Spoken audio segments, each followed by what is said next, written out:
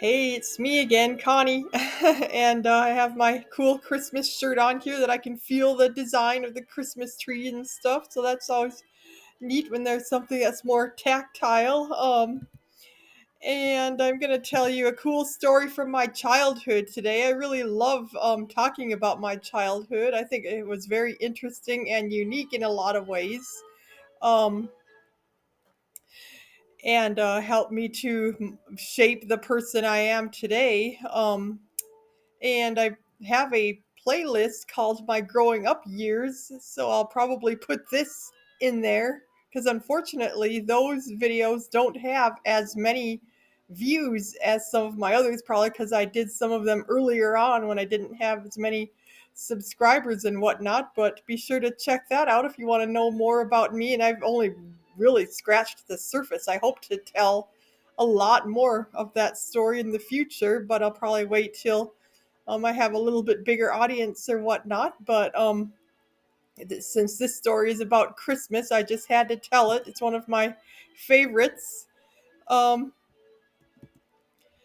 and so I told you before that I lived on a ranch, and there was an old house out there that was just empty, used for storage. It was where my grandparents used to live until they moved into into a little trailer house that had electricity and running water. Imagine that.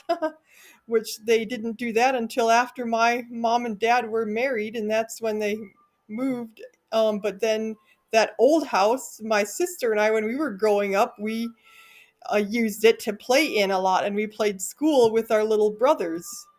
Um, And before I get too much further, just want to say real quick to check out my recent Christmas video about my unconventional Christmas views. Um, and yeah, I'm going to be doing some more videos when I visit my family for the holidays and whatnot. So that's all upcoming. But anyway, when my sister and I were about 13, that would have been my brother would have been 3, and our other brother would have just been a baby. So we might have been 14. He might have been 4. And trying to figure out I should have taken time to do that to be more precise before I started this. But anyway, right around there, and my sister and I wanted to do a Christmas program with our brother, I should say, because he was going to be one of the participants, and all 4 of us siblings are totally blind. My sister and I have some light perception, but my brothers don't have any. Um, and so when my sister and I would play school with, it was just Rory at the time, and because my other brother is too little, of course, but we would actually change our voices like the other little kids, and art like the teachers and stuff, and we had all of this worked out what he was going to do in the program. He had several songs that my sister had taught him as the music teacher and stuff, and little plays and skits and whatnot. And then we were going to have a little party for him afterward.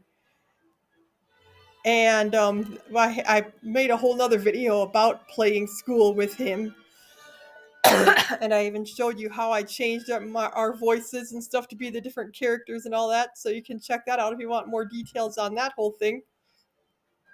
Um, but anyway, for this party, for the songs and the program and the party afterwards, we made this whole tape, like where we changed our voices and sang along with just some kids' records that we had. Um,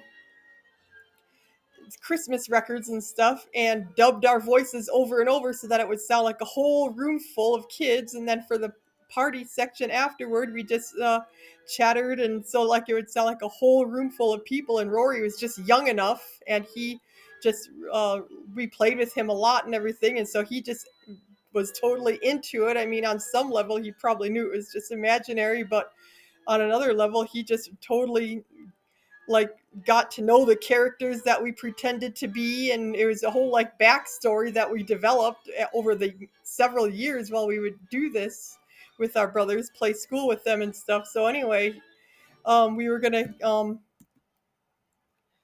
uh have gifts afterwards and stuff too. So we made a whole like people opening their presents and being all excited about it and stuff, just kind of for ambient atmosphere.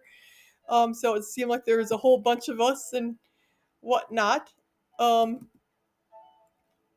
and so even though it was just the three of us there physically, it would sound like a whole lot more people were there. And we wanted to give Rory some gifts too, but we didn't have any money or anything, and we didn't live in town, so it wasn't like we could just go shopping, and we didn't want to like inconvenience anybody else to ask them to take us shopping or whatever. And this was like our own private thing, so we didn't really want to even tell anybody else about it, like our parents or whatever, because we just wanted to. I mean, this is just our thing, our play, pretend or whatever. So we just decided we would dig around in our toy box that was still in our bedroom and find some gifts for our brother in there, because he had his own toy box at the other end of the house, but this was just one that the one that we had was in our bedroom, and we had grown out of most of the toys because we were young teenagers by this time, but the toy box was still in our room and everything, so we just dug in there because Rory hadn't even explored that toy box very much. um, and so we just yeah, nobody had really touched it for several years or played with it. um, and so we found some things that we knew he would really like that he had never seen. They had been used by Kim and me back in the day when we were little, um, but they would be new to him. And so since he was blind, he wouldn't notice that they were a little worn or chipped or the little scratches on them or anything like that, because they still worked just fine and were perfectly functional and whatnot. So we found a dinosaur that we knew he would like because he was all into animals. He was always asking like for he would put all the stuffed animals and plastic animals and whatnot on the bed and play circus or zoo or whatever. So we knew he would really like this dinosaur. Um, and then there was this UFO top, and I don't remember too much about that, but like it made noise and you would push the handle and it would spin, so it would make sound and move and stuff, so we knew he'd really be intrigued with that. Then we found another little drum that you could just tap it, and it would on one side, but then on the other side if you turned it over it was a little xylophone, and it even made a real chord, so we knew he'd be intrigued with that too. So yeah, I mean, you can tell. I mean, I still remember exactly what we got him and stuff after all these years. Um, and then we didn't have any wrapping paper or anything either, so we just ripped some pages out of an old catalog that we found there in the old house, because it felt a lot like wrapping paper. It was all smooth and everything. And of course, Rory couldn't see the writing on it or whatever, and so he wouldn't care if it actually had like Christmas decorations on it or not as far as visible or whatever, so we just wrapped it up in our own haphazard way.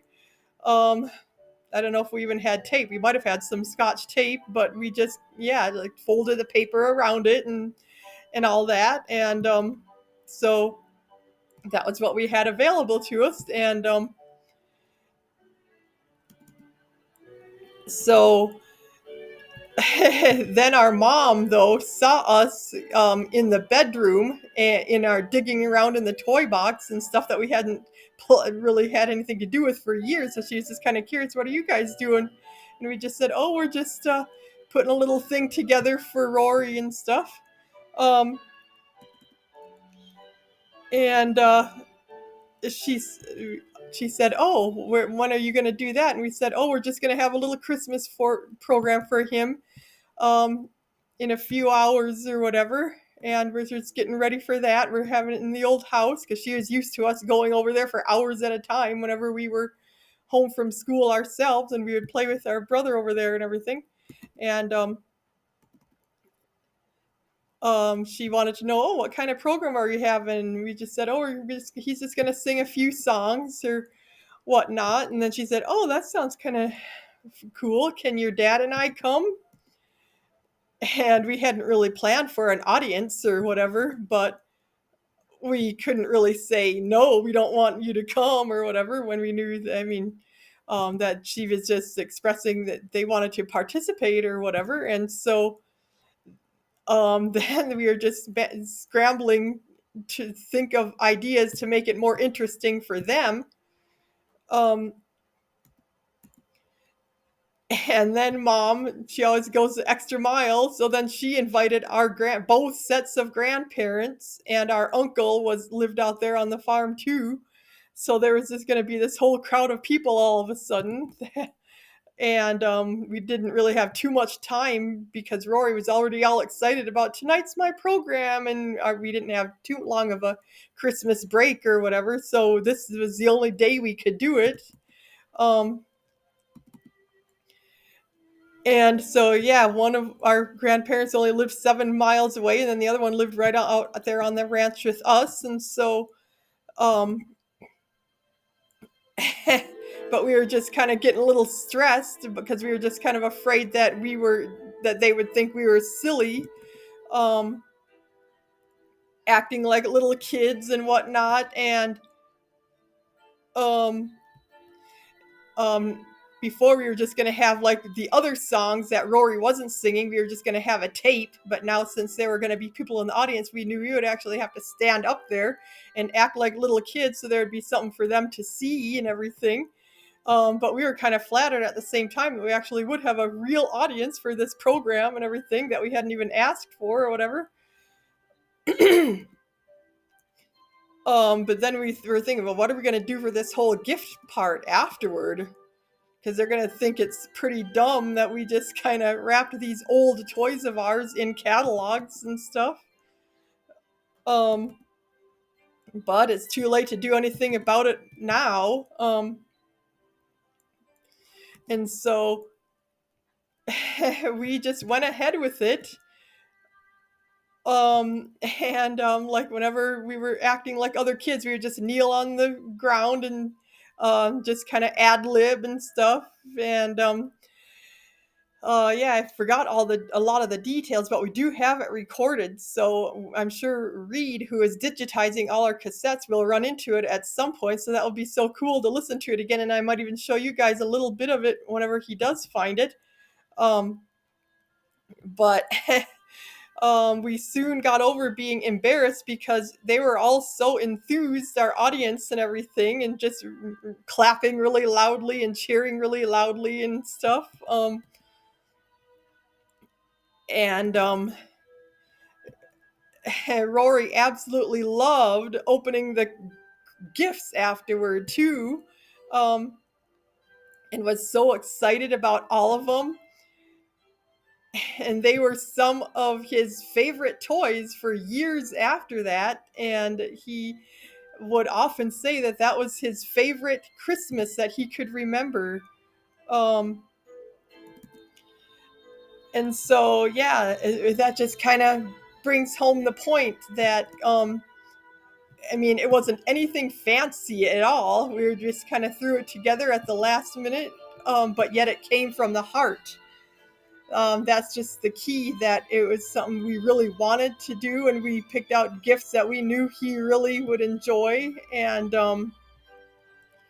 like I said, everybody else, uh, like our uncle, when he was talking, we were thinking, is he crying? And then our dad confirmed later that he actually did have tears in his eyes and stuff, just watching us do all that and everything, and not be self-conscious or whatever. After we got over the initial skepticism about how it would all go over and whatnot. So our uncle said too that that was one of the best Christmases he could remember too, just watching us and watching Rory have so much fun with his new quote unquote toys and everything. And so it all turned out great after all. And I wish I had a tape, like I said, to show you, but probably maybe next year if it's found by then. Um, but yeah, I hope you enjoyed that little Christmas story, and I will be back with a lot more holiday things. So stay tuned, and I'll see you later. Bye for now.